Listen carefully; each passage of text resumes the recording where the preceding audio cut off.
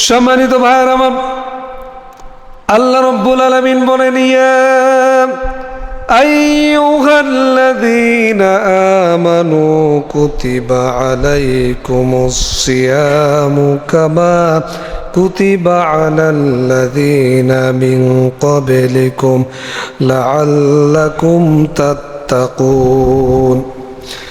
আল্লাহ রাব্বুল আলামিন বলেন, হে ঈমানদারগণ, তোমাদের উপরে রমজানের রোজা ফরজ করা হলো, যেমন তোমাদের পূর্ববর্তীদের উপরে রোজা ফরজ করা হয়েছিল।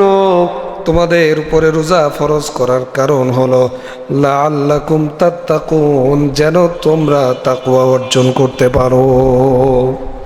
আল্লাহ আমাদেরকে ডাক দিলেন, ঈমানদার আখ্যায়িত করে ডাক দিয়ে বলছে, তোমাদের উপরে রোজা ফরজ করা হলো, যেমন তোমাদের পূর্ববর্তীদের উপরে রোজা ফরজ করা হয়েছিল।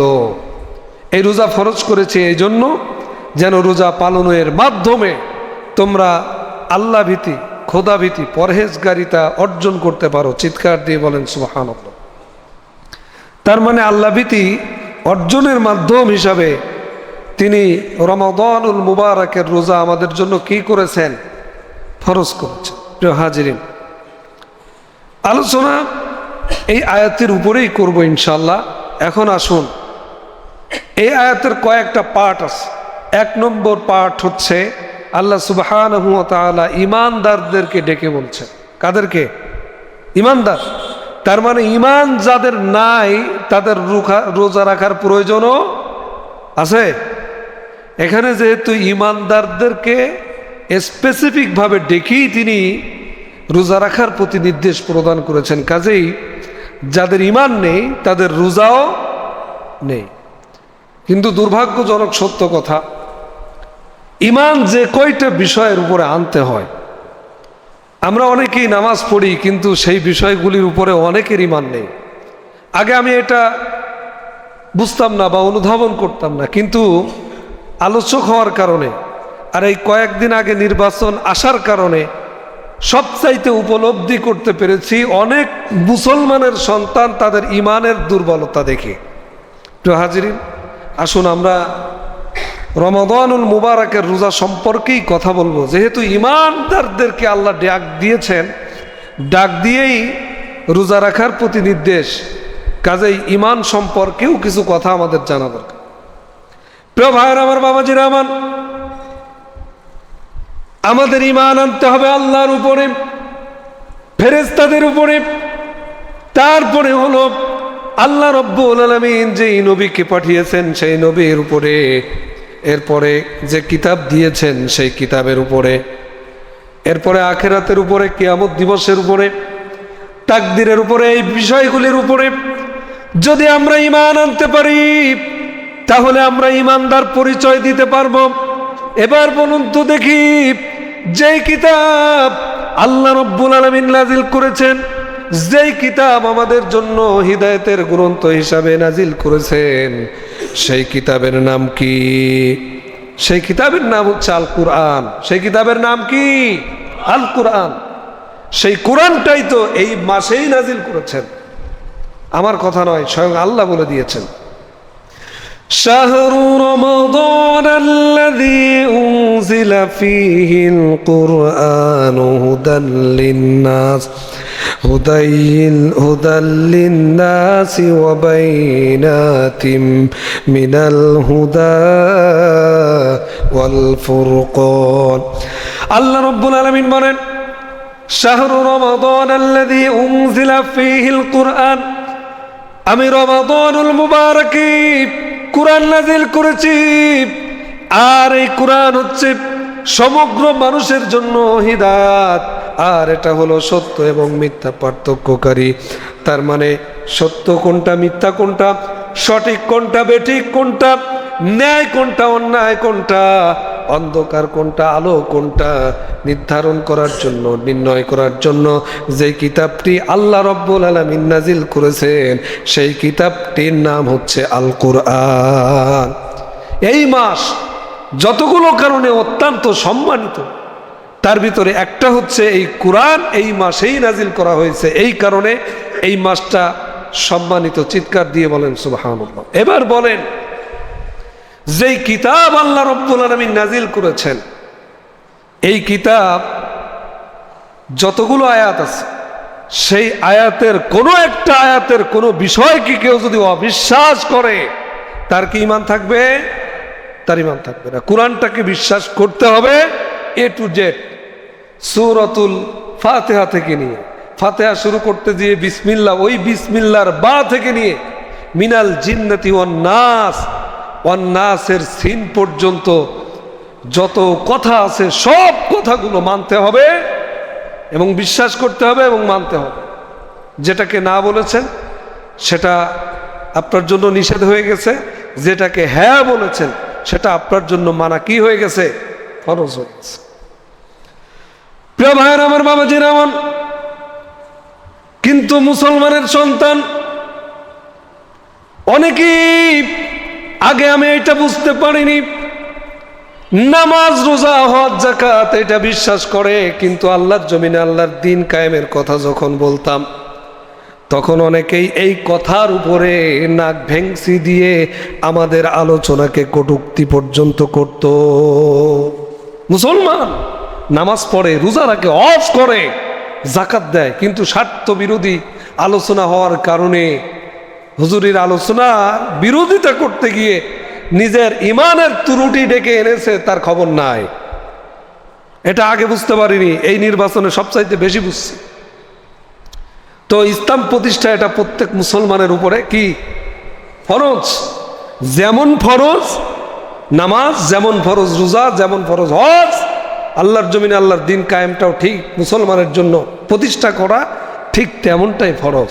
এই ফরজের আলোচনা করতে গিয়ে আমি যে কত সমালোচনার সম্মুখীন হয়েছে আপনারা কল্পনাও করতে পারবেন না। তাও এই সমালোচনা কিন্তু কোনো অমুসলিম করেন নাই, মুসলমানের সন্তান করেছে। তো হাজিরিন, আবার অনেকেই যুক্তি খাড়া করেছে, নবী মদিনায় ইসলাম প্রতিষ্ঠিত করেছেন, এখন আর ইসলাম প্রতিষ্ঠার দরকার নেই। নবী তো ওই মদিনায় থাকতে রোজা পালন করেছে, আপনার বক্তব্য অনুযায়ী এখন তো আপনার জন্য রোজাও পালন করার দরকার নেই, নাকি আছে? রোজা রাখার দরকার আছে না? আছে। নবী মদিনায় ইসলাম পালন করেছে, বাংলাদেশে করেন নাই। কিন্তু আমরা যখন বাংলাদেশে ইসলাম প্রতিষ্ঠার কথা বলি, তা এক শ্রেণীর মুসলমানদের গায়ে আগুন ধরে যায়। আসলে সে প্রকৃত মুসলমান বা ইমানদার এখনো হতে পারে নাই। এই জন্য আপনাকে ইমান পরিপূর্ণভাবে আনতে হবে, আল্লাহর প্রত্যেকটি কথা আপনাকে বিশ্বাস করতে হবে। মানতে পারেন না, এটা আপনার ত্রুটি, কিন্তু আপনি যদি বিশ্বাস না করেন আপনি ইমানদার পরিচয় দেওয়ার অধিকার রাখেন না।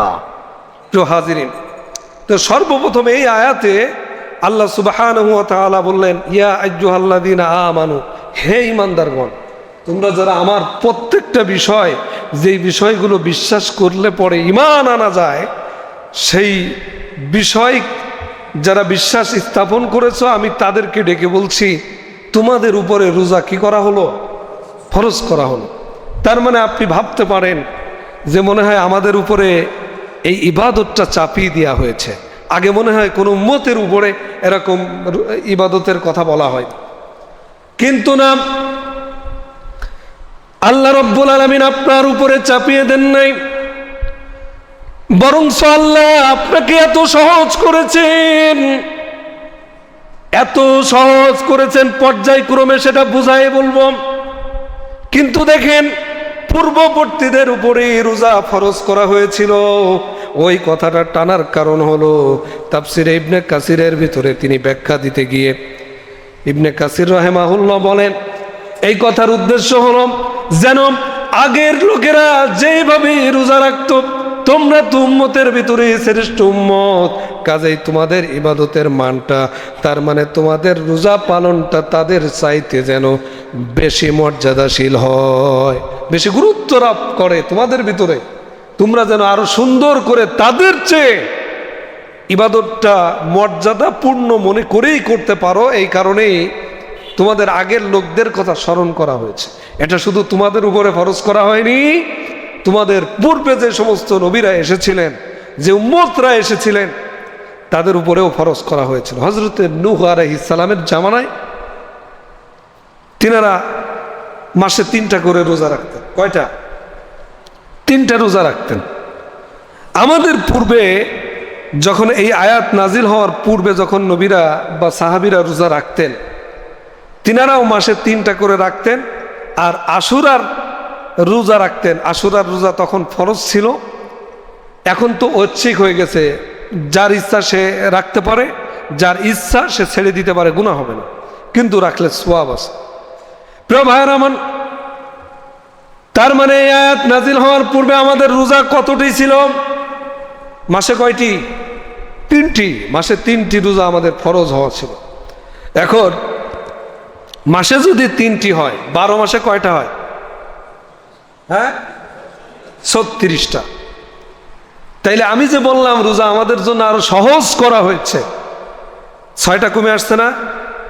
6টা কমে আসার কারণে একটু সহজ হয়েছে কিনা? কথা বুঝবেন, আলোচনা বুঝবেন, একটু সহজ হয়েছে। প্রিয় ভাইয়ের আমার, তার মানে আগে আমাদের জন্য 36টা রোজা ছিল।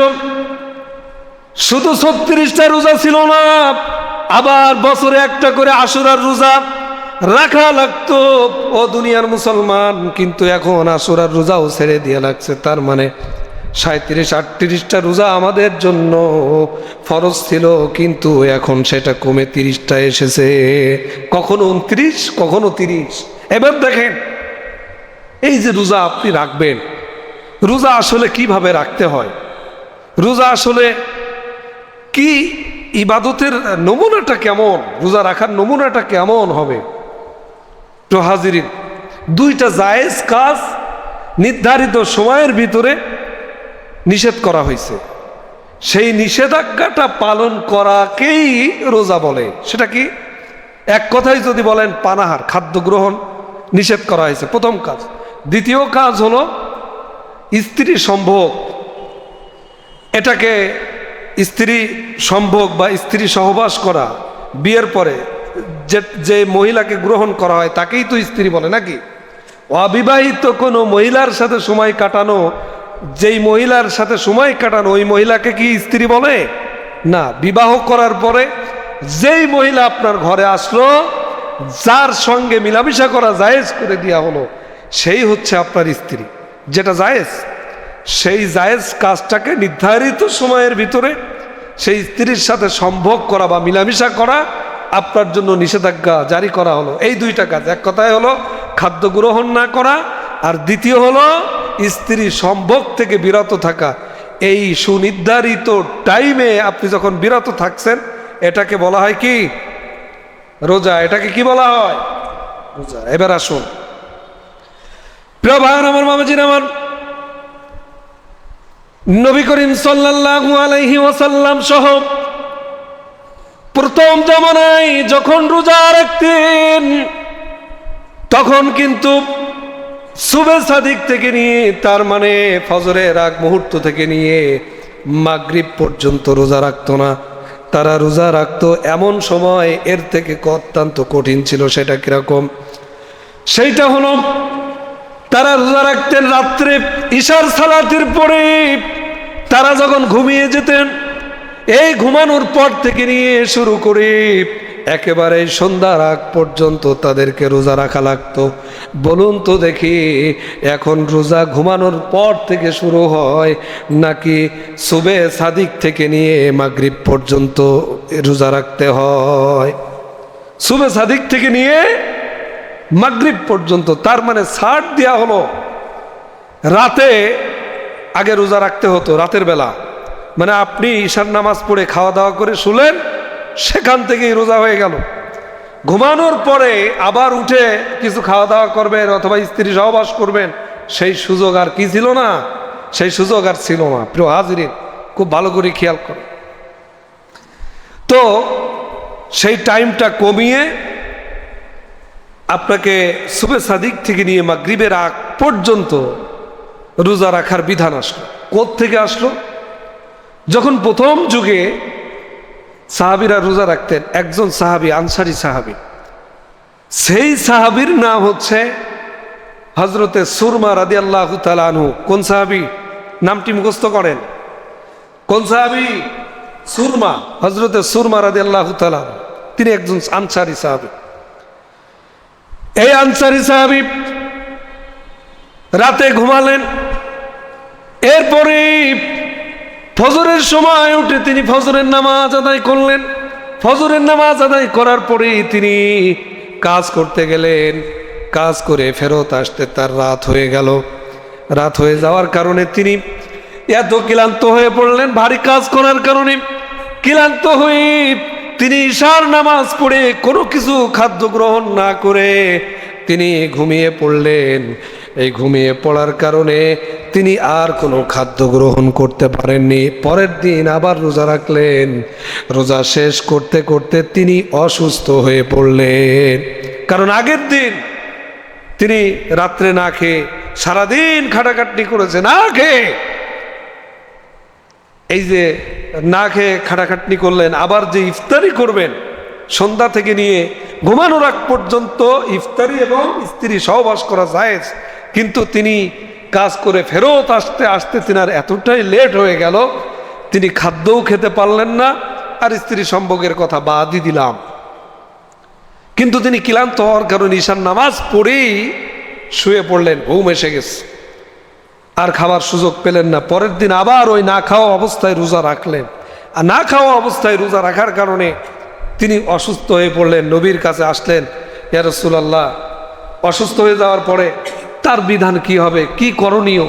কারণ নবী তো তখন সমাধান দেওয়ার একমাত্র ব্যক্তি, তিনি সমাধান দিবেন, তারপরেই না সাহাবীরা কাজ করবেন। অন্যদিকে আর একটা ঘটনা ঘটে গেল। হযরত ওমর রাদিয়াল্লাহু তাআলা আনহু তিনি রাতের বেলা খাওয়া দাওয়া করে ঘুম পড়লেন। ঘুম পড়ার পরে বলেন তো দেখি রোজা রাখা স্টার্ট হয়ে গেল। কিন্তু তিনি ঘুম থেকে যখন জাগা পেলেন তখন তিনি স্ত্রীর সাথে সহবাস করে ফেললেন। তিনি সহবাস করলেন, করার পরে তিনি অত্যন্ত লজ্জিত হলেন। তিনি কি করণীয় লজ্জিত হয়ে রাসূলের দরবারে গিয়েছেন, ইয়া রাসূলুল্লাহ, যৌবিক চাহিদা প্রত্যেকটা সুস্থ সবল মানুষেরই থাকে, সেই চাহিদা থাকার কারণে আমি রোজা রাখা স্টার্ট হওয়ার পরেও ঘুম থেকে উঠে স্ত্রী সহবাস করে ফেলেছি, কিন্তু ইয়া রাসূলুল্লাহ আমার ভুল হয়ে গেছে। অনুনয় বিনয় করতে লাগলেন, ক্ষমা চাইতে লাগলেন। ইন দ্য মিন টাইম আল্লাহ সুবহানাহু ওয়া তাআলা আয়াত নাজিল করে দিলেন। প্রিয় ভাইরা আমার, বাবাজিরা আমার, আল্লাহ রাব্বুল আলামিন মানুষের সহজ করে দেওয়ার জন্য কোরআনের আয়াত নাজিল করে দিলেন। উহিল্লা লাকুম লাইলাতাস সিয়ামুর রাফাতু ইলা নিসাইকুম সুম্মা আতিম্মুস সিয়ামা ইলাল লাইল। আল্লাহ রাব্বুল আলামিন আয়াত নাজিলের মাধ্যমে জানিয়ে দিলেন, এখন থেকে আর ওই রাতের প্রথম থেকে তোমার রোজা রাখা লাগবে না। আমি আল্লাহ রাব্বুল আলামিন তোমাদেরকে সহজ করে দিলাম। সন্ধ্যার পর থেকে নিয়ে সুবহ সাদিক পর্যন্ত তোমরা যত ইচ্ছা খাও, যতবার ইচ্ছা তোমরা স্ত্রী সহবাস করো, তোমরা খাও আর স্ত্রী সহবাস করো, তোমাদের জন্য সুযোগ করে দেওয়া হলো। সুবহানাল্লাহ বলবেন না? আচ্ছা বলেন তো, তাহলে রোজা আমাদের জন্য সহজ হয়েছে কি হয় না? সহজ হয়েছে কিনা একটু উত্তর দিতে হবে। সহজ হয়েছে কিনা? সহজ হয়েছে। তো সহজ যেহেতু হয়েছে, আগের মতো এখন আর কঠিন নেই। এখন আপনি সারা রাতের যখন ইচ্ছা খেতে পারেন, যখন ইচ্ছা স্ত্রীর সাথে মিলিত হতে পারেন, নিষেধ নেই। কিন্তু রোজা যখন আপনাকে পূর্ণ করতে হবে তখন হলো সেহরির যে আমরা নির্ধারিত সময় সুবহ সাদিক পর্যন্ত, অর্থাৎ আজানের আগ মুহূর্ত পর্যন্ত আমরা খাওয়া দাওয়া করি। আজান হয়ে গেল, আপনি আর খানা খেতে পারবেন না।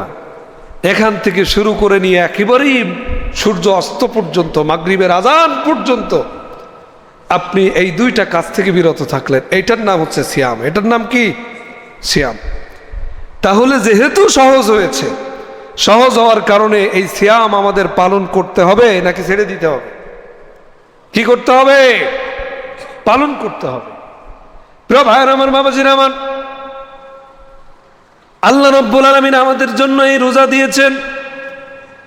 এই রোজা আল্লাহ না দিলেও পারতেন, কিন্তু তিনি এই রোজা দেওয়ার কারণটা কি? আল্লাহ রাব্বুল আলামিন তিনি তার আয়াত নাজিল করে দিয়ে জানিয়ে দিয়েছেন আলিফ লাম মিম أحسب الناس أن يتركوا أن يقولوا آمنا وهم لا يفتنون আলিফ লাম মিম আয়াতটি হুরুফুল মুকাত্তাআত। এর অর্থ দুনিয়ার কেউ জানে না, এর অর্থ জানেন একমাত্র কে? কোন তাফসীর কারক বলেছেন রসুল জানেন, কিন্তু রসুল তিনি এর ব্যাখ্যা করেন নাই। তার মানে আমরা ধরে নিলাম একমাত্র জানেন আল্লাহ, আর আল্লাহর রসুলকে যদি আল্লাহ জানাতেন তিনি হয়তো ব্যাখ্যা করে দিতেন। আমরা ধরেই নিলাম সবচাইতে গুরুত্বপূর্ণ অভিমত, সবচাইতে গ্রহণযোগ্য অভিমত হচ্ছে একমাত্র এই আয়াতের অর্থ কে জানেন? আল্লাহ জানেন। পরের আয়াতে বলছে আহাসিবান নাসু আন ইউতরাকু আন ইয়াকুলু আমান্না, তোমরা যারা বলো আমরা ঈমান এনেছি, এই কথা বললেই কি তোমাদেরকে আমি ছেড়ে দেব? না, আমান্না ওহুম লা ইফতানুন, অবশ্যই তোমাদেরকে আমি আল্লাহ সুবহানাহু ওয়া তাআলা পরীক্ষা করব। ঈমান এনেছো এই কথা বললেই তোমাদের ছাড় হবে না, আমি বিভিন্ন কাজের মাধ্যমে তোমাদেরকে পরীক্ষা করব। এই আয়াত প্রমাণ করে এই যে রোজা আল্লাহ রাব্বুল আলামিন আমাদের জন্য না খেয়ে রাখতে বললেন। কষ্ট করে আমরা পানির পিপাসায় কাতর হয়ে যায়, কিন্তু আল্লাহ রাব্বুল আলামিনের বিধান মানার কারণে আমরা না খেয়ে থাকি, প্রচন্ড তৃষ্ণার্ত, তারপরেও আমরা পানি পান করি না। কার ভয়ে? আল্লাহর ভয়ে। প্রিয় হাজিরিন, এবার দেখেন আল্লাহ সুবহানাহু ওয়া তাআলা বলছেন আমি তোমরা ঈমান এনেছো এই কথা বললেই তোমাদেরকে ছেড়ে দেব তা কিন্তু নয়, অবশ্যই তোমাদেরকে পরীক্ষা করব। এই পরীক্ষার একটা অংশ বিশেষ হচ্ছে রমাদানুল মুবারকের রোজা রাখা। কাজেই যারা সুস্থ থাকার পরেও রোজা রাখে না তারা পরীক্ষায় ফেল নাকি পাস? ফেল। প্রিয় হাজিরিন, এটাই আমাদের জন্য পরীক্ষা স্বরূপ। সুনির্ধারিত টাইম আমাদেরকে যেই যেই কাজে আল্লাহ নিষেধাজ্ঞা লাগিয়ে দিয়েছেন সেই নিষেধাজ্ঞা পালন করতে হবে, এটাই আমাদের জন্য পরীক্ষা। প্রিয় হাজিরিন, এবার আয়াতের শেষ অংশে বলছে এই রোজা তোমাদের দিলাম এই জন্যে যেন এই রোজা পালনের মধ্য দিয়ে তোমরা তাকওয়া অর্জন করতে পারো, তোমরা পরহেজগার হতে পারো, পরহেজগারি অর্জন করতে পারো। প্রিয় বন্ধুগণ আমার, আল্লাহ রাব্বুল আলামিন যারা তাকওয়া অর্জন করবে তাদেরকে জান্নাত দিবেন, যারা তাকওয়া অর্জন করবে না তাদেরকে জান্নাত দিবেন না। কারণ যাদের ভিতরে তাকওয়া নেই তারা হর হামেশায় আল্লাহর বিধানগুলোকে বিরুদ্ধাঙ্গুলি দেখিয়ে দিয়ে খারাপ কাজ করে, কিন্তু যারা তাকওয়াবান ব্যক্তি তারা কখনো কি খারাপ কাজ করতে পারে নাকি? এই জন্য আল্লাহ তাকওয়া অর্জন করতে বলেছেন, কারণ তাকওয়া অর্জন করলেই আল্লাহ আপনার সম্মান বৃদ্ধি করে দিবেন, তাকওয়া অর্জন করলেই আল্লাহ আপনাকে জান্নাত দিবেন, তাকওয়া অর্জন করলে পরেই আপনি একজন চরিত্রবান ব্যক্তিতে পরিণত হবেন। এবার বলেন তো, আল্লাহ বলছে যারা রোজা রাখবে এই রোজার সম্মানার্থে রোজাদারদেরকে আমি আল্লাহ জান্নাতে ঢুকাবো রায়্যান নামক দরজা দিয়ে। কোন দরজা? রায়্যান। এবং এই রোজার পুরস্কার আল্লাহ সুবহানাহু ওয়া তাআলা নিজ হস্তে দান করবেন। চিৎকার দিয়ে বলেন সুবহানাল্লাহ। আচ্ছা, এই রোজার আলোচনা শুধুমাত্র কি আমিই করলাম না এই মসজিদ যতদিন হয়েছে এই মসজিদে বসে মেহরাবে বসে হুজুররা প্রত্যেক বছরে এই রোজার আলোচনা করেছে? তাহলে বলেন তো, রায়হান নামক দরজার টিকিট আজ পর্যন্ত 30 বছর 40 বছর ধরে রোজা রাখার পরে কারা কারা হাতে পেয়েছেন একটু বলেন তো? আমরা পাইছি? পেয়েছেন? রোজা রাখতে বলেছেন কে? কথা বুঝবেন, রোজা রাখতে বলেছেন আল্লাহ, ইসলাম প্রতিষ্ঠা করতে বলেছেন আল্লাহ। আমরা যখন ইসলাম প্রতিষ্ঠার আলোচনা করি কিছু লোক বলে জান্নাতের টিকিট বিক্রি করা শুরু করেছে। তা আল্লাহ তো রোজা রাখার কথাও বলেছেন, রোজা রাখার কথা শুধু বলেনই না, বলেছেন তা কিন্তু নয়, রায়্যান নামক দরজা স্পেসিফিক ভাবে দরজার কথা উল্লেখ করেছেন। কই আজকে 30 বছর রোজা রাখলেন এই দরজার টিকিট পাইলেন না? আসলে আল্লাহ যে বিধান আপনাকে দিয়েছে এই বিধান আপনাকে পালন করতে হবে, তারপরে আল্লাহ কবুল করবেন কি করবেন না এটা আল্লাহর বিষয়। কবুল করলে পরে আপনি জান্নাত পাবেন, কবুল না করলে আপনি জান্নাত পাবেন না। কথা বলেন ঠিক না বেঠিক? কারণ আমরা 40 বছর ধরে এক একজন নামাজ পড়ি, 50 বছর ধরে নামাজ পড়ি। নবী করিম সাল্লাল্লাহু আলাইহি ওয়াসাল্লাম বলেছেন, আসসালাতু মিফতাহুল জান্নাহ, নামাজ বেহেশতের চাবি। কই দেখান তো 40 বছর নামাজি, সেই নামাজি একটা জান্নাতের চাবি দেখান তো। প্রিয় হাজরিন, নিজের বিরুদ্ধে গেলেই শুধু হুজুরের দিকে আঙ্গুল তুলবেন না। এই আঙ্গুল তোলার কারণে আপনি সরাসরি কোরআনের বিরোধিতা করতে গিয়ে, এই হুজুরের বিরোধিতা করতে গিয়ে কোরআনের বিরোধিতা করছেন, আপনার খবর নাই। তো ভাইরা, লাআল্লাকুম তাত্তাকুন, তাকওয়া, তাকওয়া কাকে বলে? তাকওয়া হচ্ছে আল্লাহ ভীতি। সেটা কেমন হতে পারে, তার ধরনটা কেমন, আপনাদেরকে একটু শোনায়। হযরতে আব্দুল্লাহ বিন ওমর রাদিয়াল্লাহু তাআলা আনহু, কোন সাহাবী? আব্দুল্লাহ বিন ওমর। হযরতে ওমর রাদিয়াল্লাহু তাআলা আনহু এর ছেলে, হযরতে ওমর রাদিয়াল্লাহু তাআলা আনহু এর ছেলে সাহাবী, জলিলুল কদর সাহাবী না নিম্নমানের সাহাবী? জলিলুল কদর সাহাবী। এই সাহাবী মদিনার উপকণ্ঠে গেলেন, তার সাথে কিছু সঙ্গীও ছিল। এমন সময় তিনারা মদিনার উপকণ্ঠে গিয়ে তাঁবু গেড়েছেন। তাঁবু গেড়ে তিনারা খাবারের জন্য দস্তারখানা বিছিয়েছেন। ইন দ্য মিন টাইম তিনি লক্ষ্য করে দেখেন ওই পথ ধরে একজন রাখাল, সে বকরি চড়াতে চড়াতে যাচ্ছেন। সেই রাখালকে ডাকলেন, রাখাল এদিকে এসো, আমরা খাবারের জন্য দস্তারখানা বিছিয়েছি, এখন আমাদের সাথে তুমি খাদ্য গ্রহণ করো।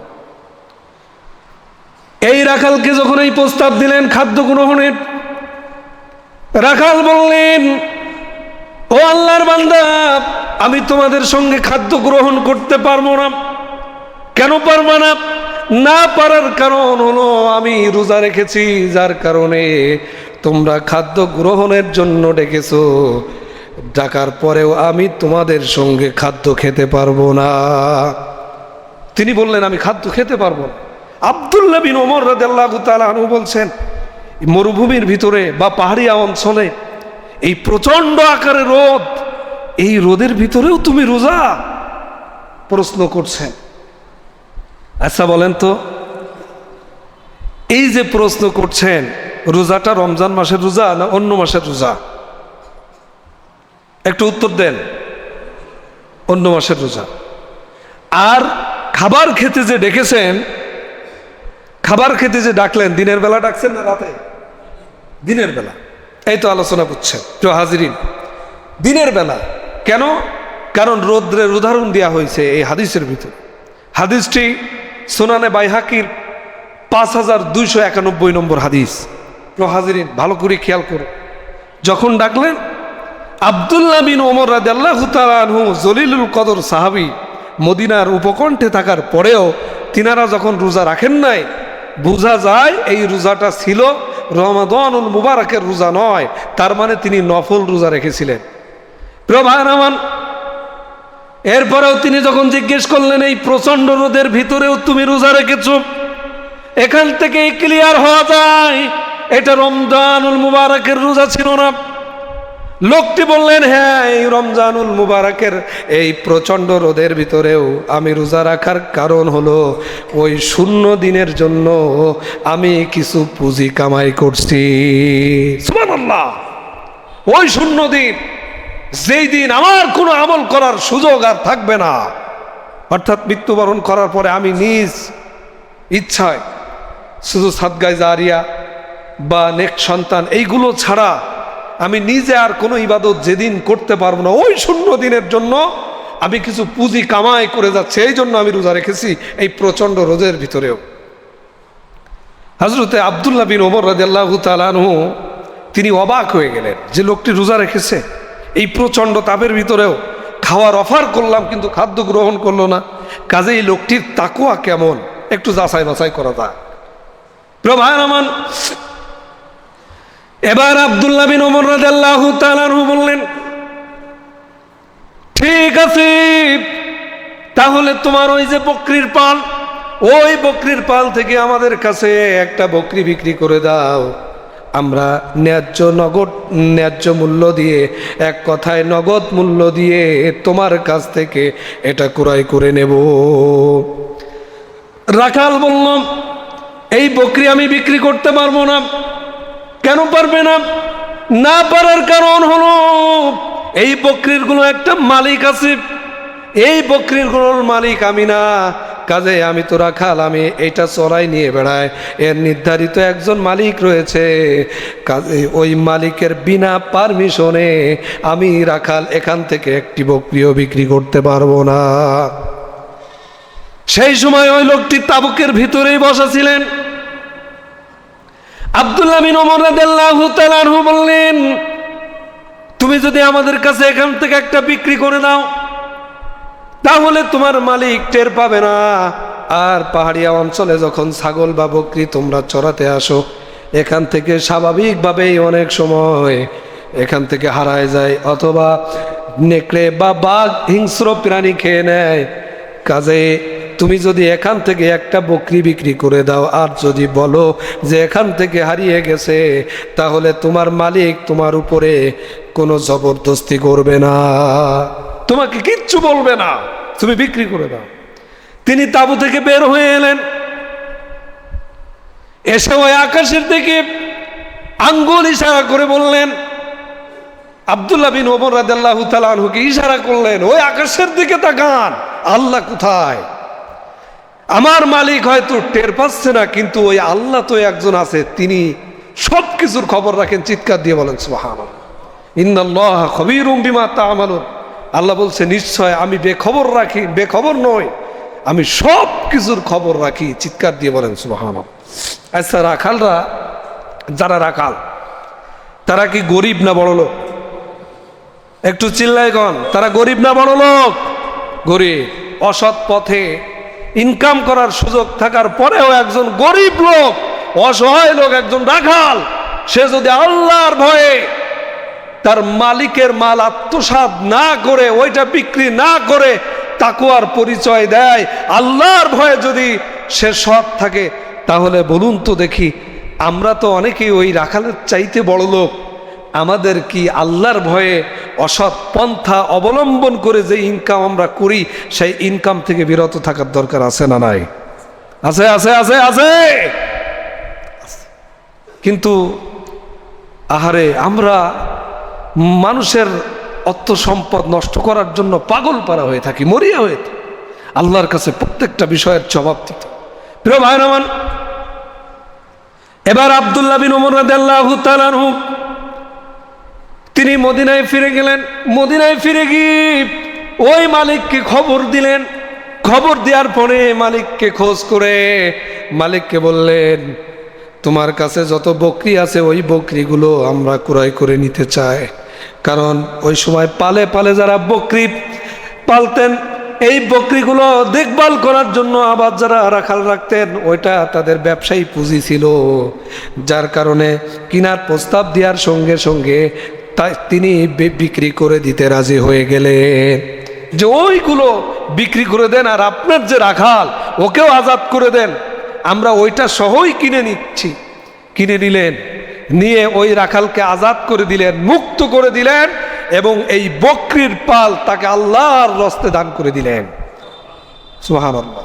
প্রিয় হাজিরিন, তার মানে একজন রাখাল সাহাবী বা একজন রাখাল, সেই সময়কার মুমিন ব্যক্তি, তার যে তাকওয়া ছিল, আজকে আমরা ইমানদার বলে পরিচয় দিই, মুসলিম বলে পরিচয় দিই, আমাদেরও সেই তাকওয়া নেই। প্রিয় হাজিরিন, তো যেহেতু আল্লাহ রমাদানুল মুবারকের রোজা আমাদের উপরে ফরজ করেছেন, এই রমজান পালনের মাধ্যমে আমরা যেন তাকওয়া অর্জন করতে পারি। জীবনে 30 বছর পার হয়ে গেছে, 40 বছর পার হয়ে গেছে, 35 বছর পার হয়ে গেছে, সামনে আর কতদিন বাঁচবো কেউ বলতে পারবো না। পারবো? আমরা কতদিন আর হায়াত পাবো বলতে পারবো? পারবো না। কাজেই এই রমজান থেকে পিছনের গুনার জন্য তওবা করে আমরা যেন পরিপূর্ণ তাকওয়াবান হতে পারি, এই চেষ্টা করা। কারণ চেষ্টা না করলে আপনি তাকওয়াবান হতে পারবেন না। ও হুজুর ওয়াজ করছে তাই কি, ও এই কান দিয়ে শুনলেন, এই কান দিয়ে বের করে দিলেন, এই ওয়াজ শোনার কোনো দাম নেই। আল্লাহ রাব্বুল আলামিন বলেন, ওয়া আল্লাইসা লিল ইনসানি ইল্লা মা সাআ, যারা যেই পথে চেষ্টা করে তারা সেই পথে পায়, সেই পথ ধরেই তারা সফলতা পায়। কাজে আপনি যদি জান্নাতি হতে চান, আপনি যদি রমজানের রোজা রেখে ওই রায়আন নামক দরজা দিয়ে জান্নাতে প্রবেশ করতে চান, তাহলে পরিপূর্ণভাবে এই মাসে রোজা রেখে তাকওয়াবান হয়ে আল্লাহ রাব্বুল আলামিনের প্রিয় বান্দা হতে হবে। যদি সেই প্রিয় বান্দা হতে পারে আর আপনার নিয়ত যদি সেরকম থাকে আর চেষ্টা থাকে, নিয়ত এবং চেষ্টা থাকার কারণে আপনি পরিপূর্ণ তাকওয়াবান হতে পারবেন, মুত্তাকি হতে পারবেন, পরেজগার হতে পারবেন। আল্লাহ আমাদের পরিপূর্ণ তাকওয়াবান, মুত্তাকি বা পরেজগার হওয়ার তৌফিক দিক, বলেন আমিন। এতগুলো লোক, এত বড় মসজিদ, এতগুলো লোক আমিন বললো এত আস্তে, তার মানে হুজুর ও আপনি যতই বলেন আমাদের ইচ্ছা নেই নাকি? আবার বলছে নেই। দেখছেন প্রিয় হাজিরিন, আমাদের ইচ্ছা রাখতে হবে। আমাদের যদি ইচ্ছা না থাকে, বুখারী শরীফের হাদিস, ইন্নামাল আমালু বিন্নিয়াত, নিয়তের উপরে নির্ভর। আপনার নিয়তটা যেরকম, আপনার চেষ্টাটা যেরকম, আপনি সফলতা অর্জনও করবেন ঠিক সেই রকম। এই জন্য আল্লাহর প্রিয় বান্দা হওয়ার জন্য আমাদের চেষ্টা থাকা দরকার। প্রিয় হাজিরিন, আমি বোঝানোর চেষ্টা করলাম আপনাদের, আল্লাহ আগের তুলনায় আমাদের রোজা সহজ করে দিয়েছে, আমাদের জন্য সহজ। আপনি শুধু রোজা ছাড়তে পারবেন তখন আপনি যদি অসুস্থ হন। পরের আয়াতেই বলছে, সূরাতুল বাকারার 184 নম্বর আয়াতে আল্লাহ পরের আয়াতেই বলছেন যে আইয়ামাম মা'দুদাত ফামান কানা মিনকুম মারিদান আও আলা সাফারিন ফাইদ্দাতুম মিন আইয়ামিন উখর ওয়া আলাল্লাযীনা ইউতীকুনাহু ফিদিয়াতুন তুআমু মিসকিন। এই আয়াতে বলছেন যে তোমরা যদি রোগগ্রস্ত হও তাহলে তোমাদের জন্য রোজা ছাড় আছে। যদি রোগের অবস্থা এমন হয় যে পরবর্তীতে সুস্থ হওয়ার সম্ভাবনা আছে, যে কয়টা রোজা তোমরা অসুস্থতার কারণে ছেড়ে দিচ্ছ সেটা রমজানের পরবর্তী সময়ে, যে কোনো সময় বছরের, সেই কয়টা রোজা পালন করে দিলে হয়ে যাবে। আর যদি অসুস্থতার মাত্রা এরকম হয়, সুস্থ হওয়ার সম্ভাবনা নেই, তাহলে ফিদিয়া দিতে হবে, মিসকিনদেরকে খাওয়াতে হবে। প্রিয় ভাইয়েরা, আর হলো ওয়ালাল, আর সফর অবস্থায় যদি আপনি থাকেন, সফর অবস্থায়, মুসাফির অবস্থায় যদি থাকেন, মুসাফির কয় কিলো পথ পাড়ি দেওয়ার পরে মুসাফির হয় জানা আছে? 15 দিনের নিয়ত, 15 দিনের কম সময় আপনি বাইরে যাবেন, 48 মাইল পথ অতিক্রম করেছেন, 76 কিলোমিটার পথ অতিক্রম করার পরে আপনি যদি 15 দিনের নিচে সফর দেন, যে 15 দিনের নিচে আমি যাব, ঢাকাতে থাকব, সেই ক্ষেত্রে আপনি রোজা ছাড়তে পারবেন। এই সফর অবস্থায় যে কয়টা রোজা কাজা হয়েছে পরবর্তী সময়ে আদায় করে দিলে আপনার আদায় হয়ে যাবে। কিন্তু এই দুইটা কারণ ছাড়া যদি আপনি রোজা ছেড়ে দেন, অসুস্থতা এবং এই সফর ছাড়া যদি বিনা কারণে আপনি রোজা ছেড়ে দেন, তাহলে একটা রোজা ছেড়ে দেওয়ার অপরাধে এক নাগাড়ে একাধারে আপনাকে 60টি রোজা রাখতে হবে। কয়টি? 60টি। বোঝেন? আপনি 5টা রাখলেন, আবার একদিন গ্যাপ দিলেন, আবার শুরু করলেন, ওখান থেকে প্রথম শুরু হবে, ওখান থেকে 60টা। এই জন্য এই শাস্তি পাওয়ার চাইতে এখনই রোজা রেখে হকটা আদায় করে দিয়া উত্তম হবে না? বলেন। আল্লাহ আমাদের সকলকে, আমরা যারা সুস্থ আছি, সুন্দর করে যেন রোজাটা রাখতে পারি, আল্লাহ কবুল করে নিক। বলেন আল্লাহুম্মা আমিন।